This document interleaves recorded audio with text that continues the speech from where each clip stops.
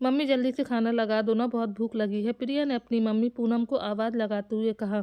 हाँ बेटा, अभी लगाती हूँ, कहते हुए पूनम जैसे ही खाना लेने रसोई घर में गई, तभी उनके फ़ोन की घंटी बज उठी।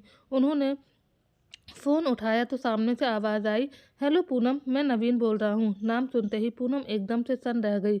एक पल के लिए उसे कुछ समझ नहीं आया। फिर थोड़ी हिम्मत करते हुए बोली, नवीन, इंडिया से आए हुए मुझे पूरे 6 साल हो गए हैं। इन 6 सालों में तो आप सभी को मेरी याद कभी नहीं आई, तो फिर आज कैसे? पूनम पूनम मुझे पता है तुम्हें बहुत अजीब लग रहा होगा, लेकिन वो दरअसल मम्मी को तुमसे बात करनी थी, इसलिए तुम्हें फ़ोन किया है। पूनम के भाई नवीन ने अपनी सफाई देते हुए कहा। तो पूनम बोली, अच्छा ठीक है नवीन, हम लोग अभी खाना खा रहे हैं, मैं थोड़ी देर बाद फ़ोन करती हूँ। इतना कहकर पूनम ने फ़ोन काट दिया और चुपचाप खाने की टेबल पर आकर बैठ गई। तो पूनम के पति संदीप ने कहा, क्या हुआ पूनम, किसका फ़ोन था? संदीप, मेरे भाई नवीन का फ़ोन था, लेकिन 6 साल बाद अचानक उन्हें मेरी याद कैसे आ गई? तुम्हें तो याद है जब उस दिन हम लोग शादी करके कोर्ट से सीधा घर आए थे, तो नवीन ने मुझे कितना बुरा भला सुनाया था। आज भी वो शब्द मेरे कानों में गूंज रहे हैं। कहते कहते पूनम फूट फूट कर रोने लगी। तो संदीप ने उसे शांत कराते हुए कहा, शांत हो जाओ पूनम, तुम तो मेरी मजबूत बीवी हो। छोड़ो इन सबको, हमें किसी से कोई बात नहीं करनी है। हम एक दूसरे में ही बहुत खुश हैं। हाँ संदीप, वो सब तो ठीक है, लेकिन उन्हें अब मेरी क्या ज़रूरत पड़ गई? उस दिन तो नवीन ने मुझे किसी से मिलने तक नहीं दिया था, गेट से ही वापस भेज दिया था। एक ही पल में सबने मुझे पराया कर दिया था, और आज वो मुझे फ़ोन कर रहा है। मम्मी को भी 6 साल में आज याद आई है मेरी। मुझे अब किसी से कोई रिश्ता नहीं रखना है। तुम बिल्कुल सही कह रही हो पूनम, लेकिन अब ज़्यादा चिंता मत करो, पूरे दिन भर में थक गई होगी, जल्दी से सो जाओ, बच्चों को मैं सुला देता हूँ, संदीप ने कहा। तो पूनम उठकर कमरे में जाकर सो गई, लेकिन आज उसे नींद बिल्कुल नहीं आ रही थी। बार बार बस यही सोच रही थी, क्या काम होगा जो मुझे फ़ोन किया था? पापा ठीक तो होंगे ना? नवीन से तो बात करने का मन ही नहीं करता, लेकिन पता नहीं मम्मी को क्या बात करनी है मुझसे। इसी सोच विचार में पड़ी पूनम को सुबह के 4 बज गए, तो जबरदस्ती आंखें बंद करके सो गई। सुबह 6 बजे जब अलार्म बजी तो उसकी आंख खुली, लेकिन सर भारी लगने के कारण वापस सो गई। तभी संदीप ने कहा, क्या हुआ पूनम, आज ऑफिस नहीं जाना है क्या? अरे नहीं संदीप, मेरा सर दर्द हो रहा है, मैं सर को फ़ोन करके बता दूंगी, प्लीज़ तुम बच्चों को तैयार करके स्कूल भेज देना। हाँ ठीक है पूनम, रात भर सोई नहीं ना, इसलिए सर दर्द हो रहा है, थोड़ा आराम करोगी तो सब ठीक हो जाएगा। बोलकर संदीप बच्चों को उठाने के लिए चला गया, तो पूनम भी वापस सो गई। करीब 9 बजे अचानक से फ़ोन की घंटी बजी, तो पूनम की आंख खुली, देखा तो उसी नंबर से फ़ोन था। पूनम ने फ़ोन काट दिया तो बार बार फ़ोन आने लगा। तभी पूनम ने गुस्से से फ़ोन उठाया और बोली, नवीन, मुझे तुमसे कोई भी बात नहीं करनी है, ऐसे बार बार फ़ोन करके मुझे परेशान मत करो। मैं तुम लोगों से कोई रिश्ता नहीं रखना चाहती हूँ। वो मैं बोल रही हूँ बेटा, तुम्हारी माँ। 6 साल बाद आज माँ की आवाज़ सुनी तो पूनम की आंखें भर आईं। माँ तो आखिर माँ होती है। पूनम के साथ माँ भी अपने आप पर काबू नहीं रख पाई। एक लंबे सन्नाटे के बाद माँ बोली, पूनम, मुझे पता है तुम हमारी शक्ल तो क्या, हमारी आवाज़ भी सुनना पसंद नहीं करोगी, लेकिन बेटा तेरे पापा इस दुनिया में नहीं रहे, कुछ दिन बाद उनकी 13वीं है, अगर हो सके तो आप आ जाना बेटी, उनकी आत्मा को शांति मिल जाएगी। इतना कहकर पूनम की माँ कल्याणी जी ने फ़ोन काट दिया। फ़ोन करते ही पूनम फूट फूट कर रोने लगी कि इतने सालों बाद एक फ़ोन आया, और वो भी इतनी मनहूस खबर लेकर। पूनम का रो रो कर बुरा हाल हो गया था। रोते रोते पूनम ने अपने पति संदीप को फ़ोन लगाया। संदीप, जल्दी से घर आ जाओ, बोलकर पूनम ने फ़ोन काट दिया। तो संदीप घबरा गया कि आखिर पूनम रो क्यों रही है।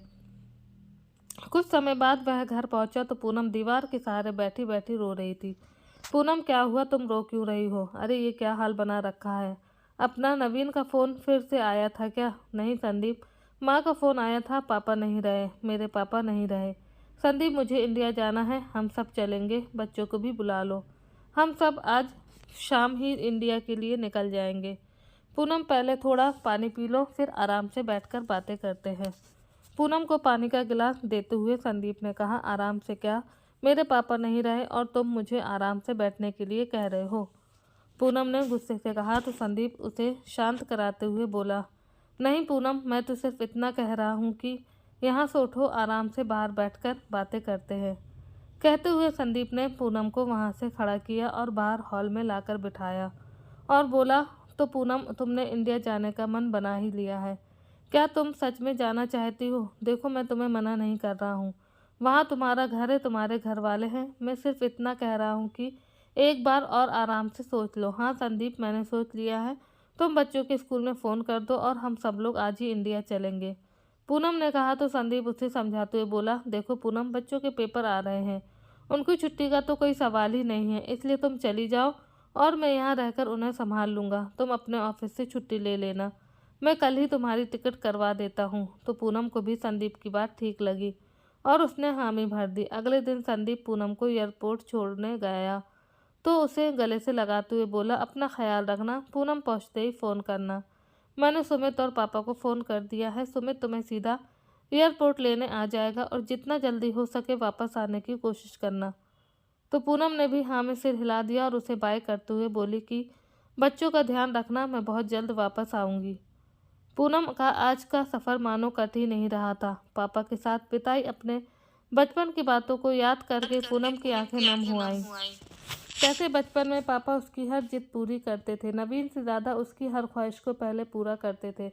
आज पूनम के दिमाग में सिर्फ और सिर्फ माँ, पापा और नवीन ही घूम रहे थे। यात्रीगण कृपया ध्यान दें, अब कुछ ही समय में हम लोग मुंबई पहुँचने वाले हैं। कृपया करके अपनी कुर्सी की पेटी बांध लीजिए। इस आवाज़ से अचानक पूनम की तंद्रा भंग हुई। उसकी आंखों में मानो एक चमक सी आ गई और आए भी क्यों ना, आखिर 6 साल बाद इंडिया वापस आई थी। मुंबई पहुंचते ही पूनम को उसका देवर सुमित मिल गया। भाभी चलो गाड़ी में बैठो, घर चलते हैं। गाड़ी में बैठकर पूनम ने सुमित से कहा, सुमित तुम प्लीज़ अपने भैया को मत बताना, मुझे पहले मेरे मायके छोड़ दो, मैं शाम को आ जाऊंगी। लेकिन भाभी, घर पर माँ और पापा आपका इंतज़ार कर रहे हैं। प्लीज़ सुमित, मैं शाम को आ जाऊंगी, अभी मुझे मायके छोड़ दो। ठीक है भाभी, कहकर सुमित ने गाड़ी उसके मायके की ओर मोड़ दी। मायके के पास गली में पहुंचे तो पूनम ने कहा, थैंक यू सुमित, पर मुझे यहीं उतार दो, वरना नवीन तुम्हें देखकर भड़क उठेगा। हाँ ठीक है भाभी, जब भी मेरी ज़रूरत हो तो फ़ोन कर देना। पूनम को उतार कर संदीप ने कहा और वहाँ से वापस चला गया। तभी धीरे धीरे आगे कदम बढ़ाते हुए पूनम सोचने लगी कि कैसे सबका सामना करेगी। सब लोग ना जाने मुझसे कैसे कैसे सवाल करेंगे। सोचते हुए पूनम जैसे ही घर के पास से पहुंची तो अंदर से आती हुई आवाज़ों से उसके कदम वहीं रुक गए। चुप हो जाओ माँ, कोई खाना नहीं मिलेगा, दिमाग खराब कर रखा है मेरा, जब देखो किसी न किसी चीज़ की मांग कर देती हो। अरे मुझे कौन सा खजाना दिया था, सब कुछ तो उस चरित्रहीन लड़की के नाम कर दिया। नवीन की आवाज़ सुनकर पूनम का दिल बैठा जा रहा था। वो अपनी माँ कल्याणी जी को डांट रहा था। तभी एक और आवाज़ आई, अरे आप उस पूनम को तो फ़ोन करके पूछ लो वो महारानी कहाँ है, आएंगी भी या नहीं, या फिर माँ के मरने पर ही आएगी। ठाका लगाते हुए नवीन की पत्नी ने कहा। तो नवीन अपनी माँ से बोला, देखो माँ, मुझे नहीं पता वो चरित्रहीन आएगी भी या नहीं, और ना ही मुझे कोई उससे मिलने में दिलचस्पी है। तुम मुझे सिर्फ और सिर्फ उस ज़मीन और दुकान से मतलब है जो तुम्हारे पति मोहनलाल उस भागी हुई लड़की के नाम कर गए। अपने भाई की बात सुनकर पूनम का मन तो कर रहा था कि अभी जाकर नवीन के गाल पर एक जोरदार तमाचा जड़ दूं, लेकिन अकेले होने के डर से पूनम ने अभी कुछ भी करना उचित नहीं समझा और दबे पांव वहां से बाहर आ गई। गली के बाहर आकर उसने अपने देवर सुमित को फ़ोन किया और उसे वहां से ले जाने के लिए कहा। थोड़ी देर बाद सुमित पूनम को लेकर अपने घर पहुंच गए। अपने ससुराल पहुंचते ही पूनम ने अपने सास ससुर के पैर छूकर आशीर्वाद लिया। पूनम को इस हालत में देखकर उसके ससुर ने थोड़ा चिंतित होते हुए कहा, बेटा, तुम्हारे पापा के जाने का दुख हमें भी है, बहुत है।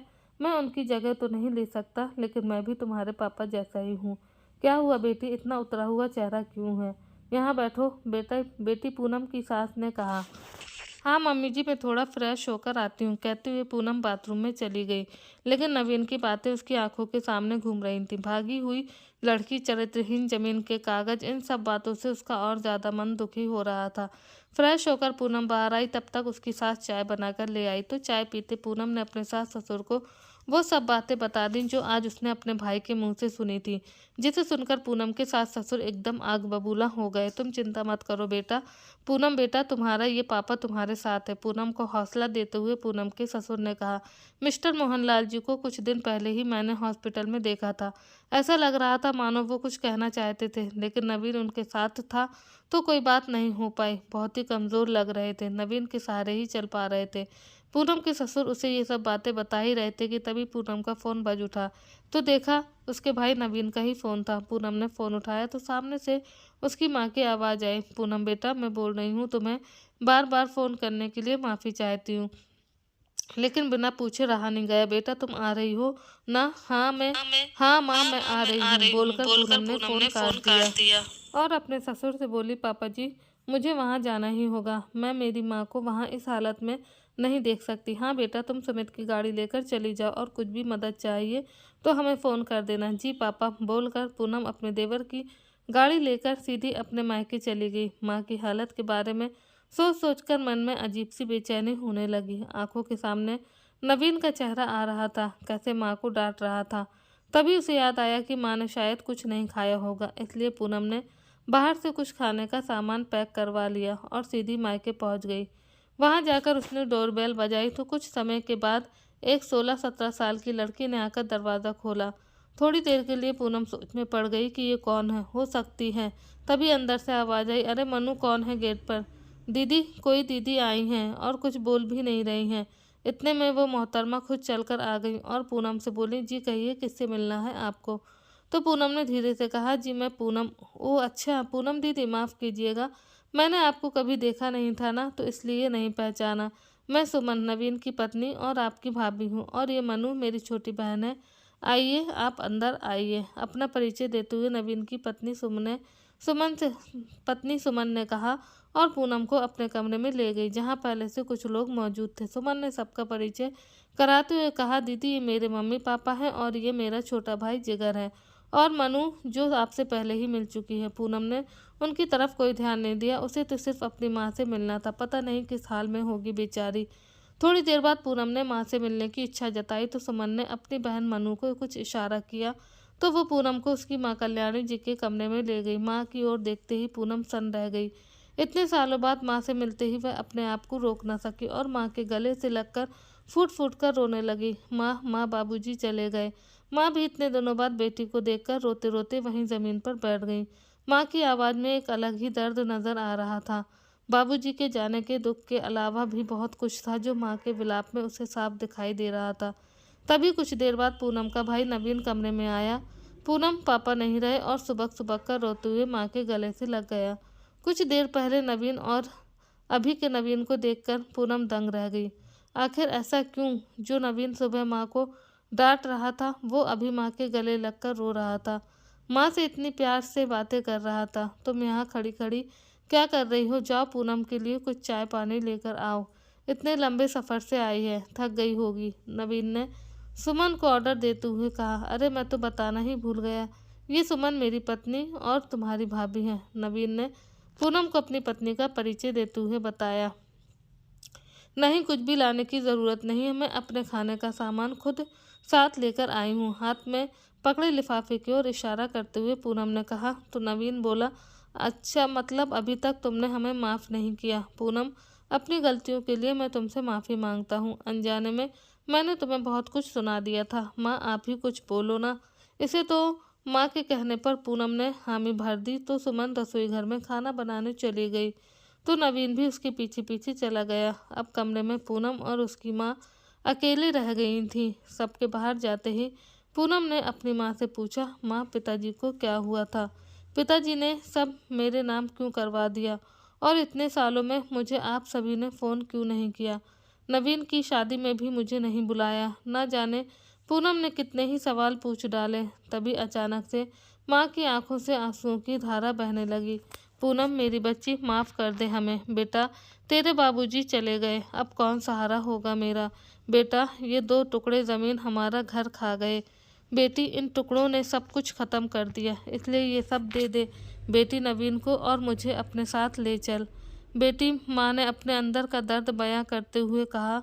तो पूनम ने माँ के आंसू पोंछते हुए बोली, माँ चिंता मत करो, अब मैं आ गई हूँ। और सुबह जिस तरह से नवीन आपसे बातें कर रहा था, मैंने सब सुन ली थी। बताते हुए पूनम दुखी हो गई। तभी कल्याणी जी ने कहा कि बेटी, तुम्हारी शादी के बाद जब उसने तुम्हें बाहर से भेज दिया था, उस दिन घर में तुम्हारे पिताजी और नवीन के बीच बहुत झगड़ा हुआ। तुम्हारे पिताजी इस रिश्ते के खिलाफ नहीं थे, वो तुम्हें वापस बुलाना चाहते थे। उन्होंने नवीन को बहुत समझाया कि मेरी बेटी ने अपनी पूरी पढ़ाई करके नौकरी लगने के बाद शादी की है और अपनी पसंद से शादी करना कोई गलत काम नहीं है। जब तुमने उसकी बात नहीं मानी तब उसने कोर्ट मैरिज की है, वरना उसने तो हमें बताया था, इसमें उसकी कोई गलती नहीं है। तो नवीन ने तुम्हारे पिताजी को डांटते हुए कहा, अगर इस घर में रहना है तो उस चरित्रहीन लड़की से तुम्हारा कोई रिश्ता नहीं है, वरना तुम दोनों को भी अभी के अभी घर से निकाल दूंगा। तो तुम्हारे पिताजी भी चुप हो गए। उसके बाद कुछ दिन तो सब ठीक ठाक रहा, लेकिन एक दिन तुम्हारे पिताजी ने तुम्हारी एफडी की बात घर में चलाई तो नवीन सीधा तुम्हारे पिताजी से झगड़ा करने लगा। वो एफडी के पैसे अपने अकाउंट में चाहता था और पापा तुम्हारे लिए रखना चाहते थे। कई दिनों तक इस बात पर दोनों में कहासुनी हुई और आखिर में तुम्हारे पिताजी ने तुम्हारे नाम पर एक दुकान खरीद ली। मैंने भी उन्हें बहुत समझाया कि पूनम अपने घर में खुश है, कुछ करना है तो नवीन के नाम पर कर दीजिए। तो उन्होंने कहा कि ये घर और एक प्लाट अभी तो मेरे नाम पर है, लेकिन मेरे जाने के बाद तो ये बेटे को ही जाएगा। नियति, पूनम बेटी, नियति बहुत बड़ी चीज़ होती है। नवीन की नियत में खोट भरा था। उस दिन उसने तुम्हारे पिताजी पर हाथ उठा दिया। उस दिन से तुम्हारे पिताजी कभी ठीक ही नहीं हुए। कभी कुछ तो कभी कुछ बीमारी ने उन्हें घेर लिया था। लेकिन फिर एक दिन सुमन को लेकर नवीन ने शादी की बात छेड़ी तो तुम्हारे पिताजी ने कहीं से पता लगाया तो सुमन और उसके घर वालों के बारे में किसी ने अच्छी राय नहीं दी। ये लोग सिर्फ जमीन जायदाद देखकर ही हमारे साथ रिश्ता जोड़ना चाहते थे और सुमन का चाल चलन भी कुछ ठीक नहीं था। जब तुम्हारे पिताजी ने ये सब बातें उससे कहीं तो वो कुछ भी मानने को तैयार नहीं था। तो तुम्हारे पिताजी ने कहा कि जब पूनम ने लव मैरिज की थी तब लोग लाज बीच में आ गई और आज नहीं आएगी क्या। तो नवीन सुमन के प्यार में अंधा हो चुका था। उनके खिलाफ एक भी शब्द सुनना उसे पसंद नहीं था, इसलिए एक दिन फिर उसने तुम्हारे पिताजी पर हाथ उठा दिया। रोते रोते कल्याणी जी ने अपनी बेटी को सारी बातें बता दी। पूनम के मन में कितना कुछ चल रहा था, अपने आप को कितना असहाय महसूस कर रही थी। एक पिता पर हाथ उठाना कहाँ का धर्म है। मेरी शादी में इतनी प्रॉब्लम थी और खुद ने क्या किया। आज उसे नवीन पर बहुत गुस्सा आ रहा था। माँ, मैं दोनों का मुंह तोड़ दूंगी अगर अब मेरे सामने अच्छा बनने का नाटक किया तो। कितने घटिया लोग हैं, पूनम ने गुस्से में आते हुए बोला।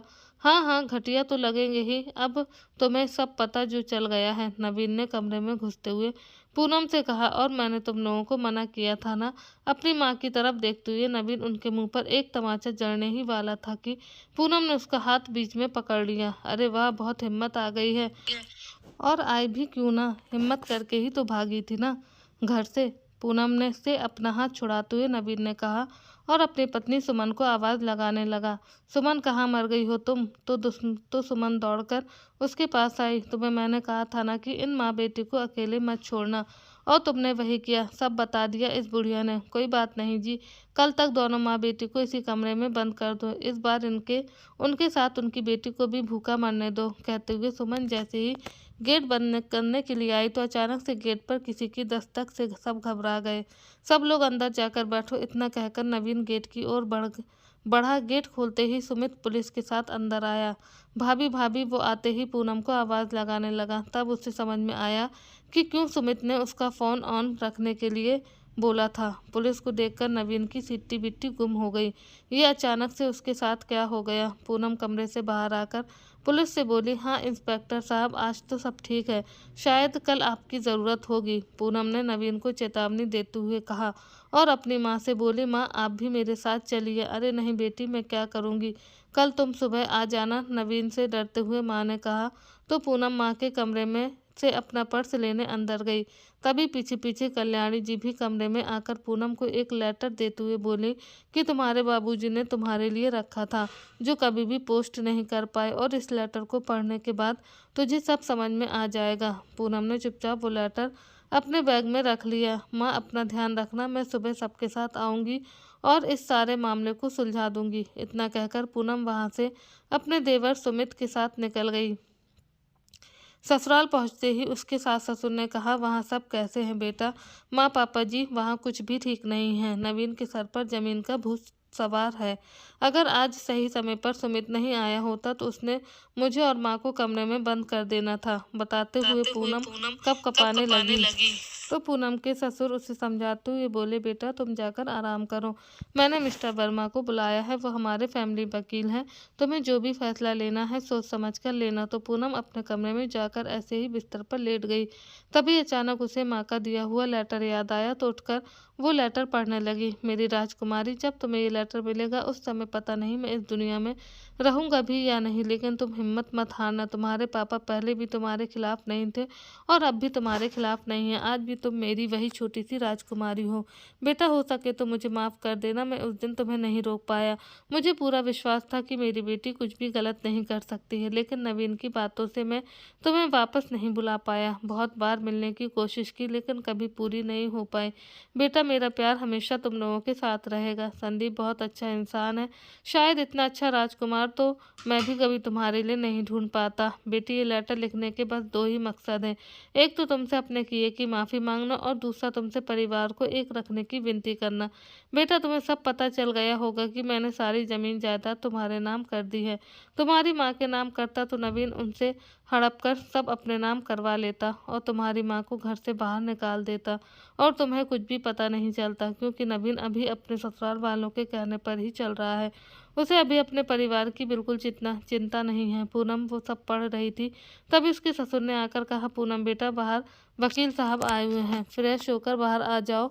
तो पूनम मुंह धोकर बाहर आ गई। नमस्ते अंकल जी। नमस्ते बेटा, कैसे हो और क्या सोचा है आपने, कैसे करना है? ये सब तो पूनम ने अपने प्लान के बारे में सब वकील अंकल को बता दिया और सारे कागजात तैयार करने के लिए बोल दिया। अगले दिन सुबह पूनम वापस अपने मायके जाने के लिए तैयार हो गई। बेटा आज हम लोग भी उनकी 13वीं के कार्यक्रम में शामिल होंगे, पूनम के ससुर ने कहा। तो पूनम बोली, ठीक है पापा जी, लेकिन मैं अभी निकलती हूँ, आप लोग 11 बजे के आसपास आ जाना। कहकर पूनम स्कूटी लेकर चली गई। घर पहुंचते ही सीधा माँ के कमरे की ओर जा ही रही थी कि तभी उसे अपनी भाभी के कमरे से आवाज़ सुनाई दी। उसकी माँ कह रही थी, देख बेटी, मैं बहुत समय से देख रही हूँ, तुम कुछ बदली बदली सी लग रही हो। कहीं तुम्हें नवीन से प्यार तो नहीं हो गया है ना? तुमने हमारा काम किया या नहीं? तभी सुमन ने कहा, काम तो हो गया है माँ, लेकिन मैंने नवीन को दवाई देनी बंद कर दी है। मैं उसे और धोखा नहीं दे सकती हूँ। वो मुझसे बहुत ज़्यादा प्यार करता है और वैसे भी वो ये सब मेरे लिए ही तो कर रहा है। सुमन की बात सुनते ही उसकी माँ ने चौंकते हुए कहा, क्या दवाई देनी बंद कर दी? सुमन ऐसा करोगी तो सब कुछ हमें कैसे मिलेगा? अभी तक सब कुछ प्लान के मुताबिक ही चल रहा था, तुम ऐसा नहीं कर सकती हो। लेकिन माँ, प्लान तो ऐसे भी हो जाएगा, उसके लिए नवीन को मारने की क्या ज़रूरत है? जब उसे सब सच्चाई पता चल जाएगी तो अपने आप ही सदमे से मर जाएगा। वैसे भी उसकी बहन पूनम आ चुकी है, उसे सब पता चल चुका है, अब उसका साथ देने वाला कोई नहीं होगा। कहते हुए सुमन हंसने लगी। तभी उसकी माँ ने कहा, तुमने नवीन को बताया या नहीं? प्लान के मुताबिक अब तक बता देना चाहिए था, ताकि वो थोड़ा और ज़्यादा ज़मीन के लिए माँ और पूनम को परेशान करे। लेकिन तुमने तो उसे दवाई देना भी बंद कर दिया, जिसके कारण उसका गुस्सा और ज़्यादा बढ़ जाता था। अगर नवीन नॉर्मल हो गया तो हम कुछ नहीं कर पाएंगे। गुस्से में सुमन की माँ ने कहा, इतना बड़ा धोखा इन दोनों माँ बेटी ने इतना बड़ा प्लान बनाया है, मुझे नवीन को ये बताना होगा। लेकिन सुमन द्वारा दी गई दवाई के कारण नवीन गुस्से में कहीं मुझे ही कुछ ना कर दे। पूनम को कुछ समझ नहीं आ रहा था कि क्या करें। इतने में पंडित जी को आता देख पूनम अपने आंसू साफ करके उन्हें प्रणाम करते हुए आगे बढ़ गई। थोड़ी देर में 13वीं की क्रियाक्रम शुरू हो गए। धीरे धीरे सब पड़ोसी और रिश्तेदार आना शुरू हो गए। पूनम के ससुर और देवर भी आ गए थे। तो पूनम सुमित को एक तरफ ले जाकर अपनी भाभी और उसकी माँ के बीच हुई सारी बातें बता दी। दोनों ने आपस में कुछ बातें की और सुमित वहां से चला गया। क्रियाक्रम पूरे होने के बाद पंडित जी ने मोहनलाल जी के बारे में बोलना शुरू किया। सब लोग उनके बारे में अच्छा बोल रहे थे। सुमन और उसकी माँ ने भी उनके बारे में बोला। पूनम का मन कर रहा था कि अभी उठकर जाए और सबको इन दोनों माँ बेटे की असलियत बता दे, लेकिन पूनम बार बार पीछे मुड़कर किसी का इंतजार कर रही थी। अब बारी पूनम की थी पापा के लिए कुछ बोलने की। पूनम ने जैसे तैसे अपने पर काबू रखकर बोलना शुरू किया। तभी सामने से सुमित को आते देख पूनम का हौसला और ज़्यादा बढ़ गया। पापा के बारे में बोलने के बाद भी पूनम ने बोलना जारी रखा। 2 टुकड़े ज़मीन शायद इसलिए मुझे यहाँ बुलाया गया है, और अगर ये भी नहीं होती तो मुझे कभी बाबूजी के जाने का पता ही नहीं चलता। मैं अपने बाबूजी की एक बहादुर बेटी हूँ, हर बात पर मैं नहीं रोऊँगी। नवीन, मुझे इस ज़मीन का कुछ भी नहीं करना। भगवान ने संदीप जैसा जीवन साथी देकर मुझे सब कुछ दे दिया। मैंने बहुत सोच समझकर फैसला किया है, उम्मीद है आप सबको पसंद आएगा। लेकिन उससे पहले मैं चाहती हूँ कि माँ बाप की ज़मीन पर बेटी का हक नहीं होता, ये बात तुम दिमाग से निकाल दो। वो अपना हक सिर्फ इसलिए छोड़ देती हैं ताकि उनका मायका बना रहे। बाबूजी के जाने के बाद मुझे सिर्फ ज़मीन के लिए यहाँ बुलाया गया है। इससे इतना तो साफ है कि मेरा तो मायका भी नहीं रहा, और मेरे जाने के बाद माँ का क्या होगा मुझे खुद नहीं पता। लेकिन तुमने बीते सालों में जो माँ बाबूजी के साथ किया है, उसके लिए मैं तुम्हें शायद एक बार के लिए माफ़ कर भी दूँ, लेकिन वो ऊपर वाला सब देखता है, सबका हिसाब यहीं होता है। पूनम को ये सब बोलते देख नवीन उसे गुस्से से बोला, जिस काम के लिए यहाँ आई हो उसकी बात करो और यहाँ से रफा दफा हो जाओ। मुझे तुम्हारी किसी भी बात से कोई फर्क नहीं पड़ता, साथ ले जाओ अपनी माँ को, वैसे भी वो मुझ पर एक बोझ ही है। नवीन की बात सुनकर भी पूनम ने उसकी किसी भी बात पर कोई प्रतिक्रिया नहीं दी और उसके चुप होने का इंतजार करने लगी। तभी नवीन की पत्नी सुमन उठकर आई और पूनम से बोली, दीदी आप फालतू में ही बात को बढ़ा रही हैं। मैं आपको और हर लड़की अपना मायका छोड़कर आते हैं, और आप अपने ही घर की बातें सबके सामने उड़ा रही हो। आपकी इन बातों से बाबूजी की आत्मा को बहुत दुख पहुंचेगा। अपनी भाभी की बात सुनकर पूनम ने कहा, बिल्कुल सही कहा भाभी तुमने, लेकिन मैं चाहती हूँ कि इन सबको भी तो पता चले कि एक ज़मीन इंसान को कितना गिरा देती है। आज मैं चुप नहीं रहूँगी। काश मैं 6 साल पहले भी चुप ना रहकर बाबूजी से मिलने आ जाती तो आज ये नौबत ही न आई होती। पूनम ने सुमन की बात का जवाब देते हुए कहा, खैर मुझे किसी से कोई बहस नहीं करनी है, इसलिए मुझे अपनी बात पूरी करने दीजिए। नवीन तुम चिंता मत करो, तुम्हारा हक तुम्हें मिलकर रहेगा, लेकिन गलत हाथों में नहीं जाने दूंगी। क्यों सुमन भाभी की माँ सही कहा ना? मैंने अचानक पूनम सुमन की माँ की ओर इशारा करते हुए कहा तो वो दोनों माँ बेटी एकदम से हक्की बक्की रह गई। हाँ बिल्कुल सही कहा बेटा तुमने, सुमन की माँ ने अपने आप को संभालते हुए कहा। तभी पूनम अपने भाई नवीन से बोली, नवीन एक बार यहाँ आओ और ये पापा का लिखा हुआ लेटर सबके सामने पढ़कर सुना दो। पूनम बेटा ये क्या कर रही हो, अनर्थ हो जाएगा बेटा। पूनम की माँ कल्याणी जी ने पूनम को रोकते हुए कहा, नहीं माँ, कुछ अनर्थ नहीं होगा, सब सही होगा। बेटा नहीं हूँ तो क्या हुआ, लेकिन मैं अपने फर्ज से पीछे नहीं हटूंगी। बाबूजी ने एक बहुत बड़ी जिम्मेदारी दी है मुझे, पूनम ने अपनी माँ का हाथ थामते हुए कहा। तभी लेटर पूरा पढ़कर नवीन ने गुस्से से कहा, ये सब क्या बकवास है, सब कुछ गलत लिखा है इसमें। मैं कैसे मानूं कि ये बाबूजी ने ही लिखा है, ये तुम्हारी भी तो चाल हो सकती है।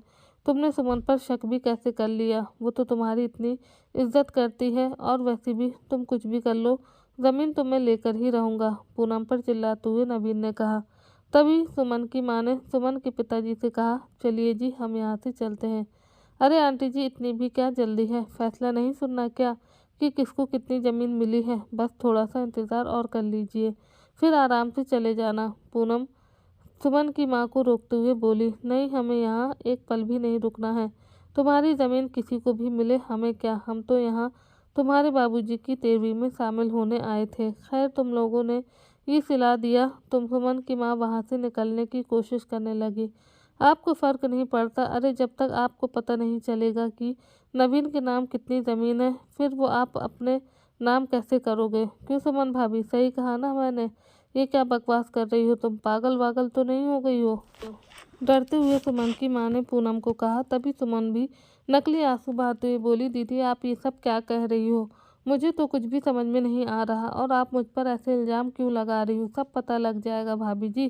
कहते हुए पूनम ने सुमित को कुछ इशारा कर किसी को बुलाने के लिए कहा, और सुमित इतने में वकील और पुलिस के साथ अंदर आया। अभी भी वो आपको कहीं जाना है या फैसला सुनना है? पूनम ने जाने के लिए खड़े हुए सुमन की माँ और उसके पिताजी से कहा तो पुलिस के डर से सुमन की माँ और पिता दोनों वापस अपनी जगह पर जाकर बैठ गए। तभी पूनम अपनी भाभी से बोली, अच्छा तो भाभी अब आप अपना प्लान खुद बताएंगी या वो भी मुझे ही बताना होगा? पूनम तुम ये क्या बकवास कर रही हो, इन सब का अंजाम बहुत बुरा होगा, जो भी तुम कर रही हो सही नहीं कर रही हो। मैं सुमन से बहुत प्यार करता हूँ और उसके खिलाफ कुछ भी नहीं सुन सकता। पूनम को चेतावनी देते हुए नवीन ने कहा। तो पूनम बोली, इसमें तुम्हारा कोई कसूर नहीं है, कसूर तो उस दवाई का है, लेकिन ये सब मैं नहीं बताऊंगी, सुमन खुद बताएंगी। पूनम की बात सुनकर सुमन और उसकी माँ के होश उड़ गए और दोनों एक दूसरे को देखने लगी। अभी आप लोग कुछ नहीं बोलेंगी क्या? क्या ये बात भी मुझे ही बतानी होगी? पूनम ने एक बार फिर अपनी भाभी से कहा। आज पूनम में इतनी हिम्मत कहाँ से और कैसे आ गई थी, ये देखकर वो खुद भी हैरान थी। आप लोगों की चुप्पी देखकर ही लग रहा है कि सब मुझे ही बताना होगा। आखिर 2 टुकड़े जमीन का फैसला मुझे ही तो करना है। दोनों को भूत बने देख पूनम हंसते हुए बोली, दरअसल बात यह है नवीन, आपकी पत्नी सुमन आपको हमेशा हर रोज एक गोली देती है, जिससे आपका गुस्सा और ज़्यादा बढ़ जाता है। लेकिन अब मैंने वो गोली देना बंद कर दी है। पूनम की बात को बीच में काटते हुए सुमन ने कहा। तो सबकी नज़र सुमन की ओर चली गई। नवीन भी गुस्से से सुमन की ओर देखने लगा। तभी बात को आगे बढ़ाते हुए पूनम ने कहा, इन दोनों माँ बेटी के प्लान के मुताबिक आपकी पत्नी सुमन वो ज़मीन अपने नाम करवाना चाहती है और फिर तुमसे तलाक लेकर यहाँ से चली जाएगी, क्योंकि इनका धंधा ही ये है। कहते कहते पूनम रोते हुए वहीं ज़मीन पर बैठ गई। तभी सुमन चिल्लाती हुई बोली, ये सरासर गलत है, आप कुछ भी अनाप शनाप बके जा रही हैं। क्या सबूत है आपके पास कि हमने ये प्लान बनाया था? तभी पूनम अपनी माँ का सहारा लेते हुए उठी और अपने आंसू पोंछते हुए बोली, हाँ मुझे पता था कि मेरी इस बात पर कोई भी यकीन नहीं करेगा, इसलिए आज सुबह आप दोनों माँ बेटी आपस में बातें कर रही थी, वो सब मैंने अपने फ़ोन में रिकॉर्डिंग कर ली थी। कहते हुए पूनम ने अपने फ़ोन में की हुई रिकॉर्डिंग सबको सुना दी। रिकॉर्डिंग ख़त्म होते ही पूनम अपने नवीन की ओर देखकर बोली, अभी भी आपको कुछ सुनना बाकी है क्या? मौका पाते ही सुमन की माँ वहाँ से भागने लगी, लेकिन तभी पुलिस ने उन्हें पकड़ लिया। तभी गुस्से में आकर नवीन अपनी पत्नी सुमन की ओर चाकू लेकर भागा, तो वहाँ खड़े कुछ लोगों ने नवीन को पकड़ लिया। तभी पूनम ने सुमन और उसके परिवार वालों को पुलिस के हवाले करते हुए कहा, इंस्पेक्टर साहब ले जाइए इन्हें यहाँ से। न जाने कितने ही लड़कों को अपने जाल में फंसाकर इन्होंने उनकी प्रॉपर्टी छीनी है।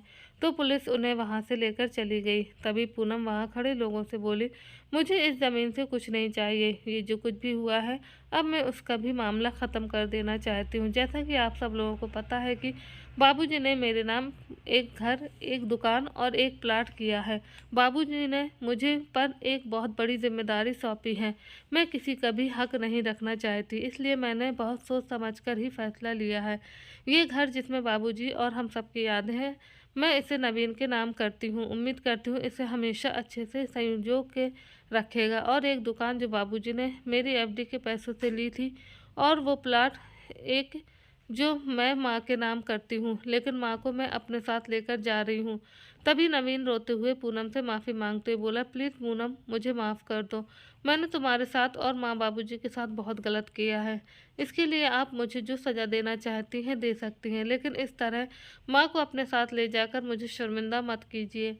कहते कहते नवीन फूट फूट कर रोने लगा। तो बेटे को इस तरह पश्चाताप की अग्नि में जलते देख कल्याणी जी की आंखें भर आईं। उसने अपनी बेटी से कहा, पूनम बेटा तूने बहुत अच्छा फैसला किया है, लेकिन बेटी अब मैं भी इस घर को छोड़कर नहीं जाना चाहती हूँ, क्योंकि इस घर से तुम्हारे बाबूजी की बहुत यादें जुड़ी हैं बेटा। लेकिन माँ, लेकिन वेकिन कुछ नहीं बेटी, अब मेरी तरफ से तुम बेफिक्र रहना बेटी। अब ये तुम्हारा भाई नवीन पहले वाला नवीन नहीं रहा। मुझे पूरा यकीन है ये अपने बाबूजी के घर को बहुत अच्छे से संजो कर रखेगा, और मैं भी इसी के साथ रहना चाहती हूँ बेटा। तो पूनम की भी आंखें भर आईं। उसने कहा, ठीक है माँ, एक बेटी को और क्या चाहिए, उसके माँ बाप सुखी हो तो बेटी तो अपने आप सुखी रहती है। कहते हुए पूनम अपनी माँ का आशीर्वाद लेकर अपने ससुर और देवर के साथ वहाँ से रवाना हो गई और अगले ही दिन वापस अपने बच्चों के पास विदेश जाने के लिए निकल गई। तो दोस्तों, आपको ये कहानी कैसी लगी कमेंट करके ज़रूर बताएं। कहानी अच्छी लगी हो तो प्लीज़ वीडियो को लाइक करें, शेयर करें और हमारे चैनल को सब्सक्राइब करें। मिलते हैं हम आपसे एक और नई वीडियो में या एक नई कहानी में। आप सबका बहुत बहुत धन्यवाद।